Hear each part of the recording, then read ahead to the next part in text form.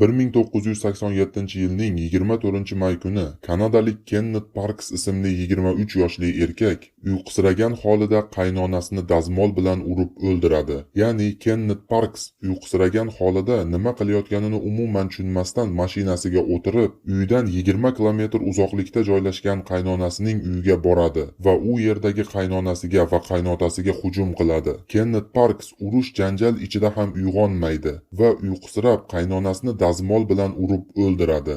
Qaynotasini esa bo'g'ib hushidan ketkizadi. Tongga yaqin shirin uyqudan uyg'ongan Kenneth uyqusiragan holida qaynonasi va qaynotasini o'ldirib qo'yganini ko'radi va darhol politsiyaga xabar beradi. Kennethning qaynotasi tirik qoladi, lekin qaynonasi o'lgan edi. Sud jarayonida doktorlar Kenneth Parks voqea vaqtida to'liq uyquda bo'lganini va uning tanasi uyqusiragan holda nazoratsiz harakatlanganini tasdiqlashadi. Natijada sud bu jinoyat bo'yicha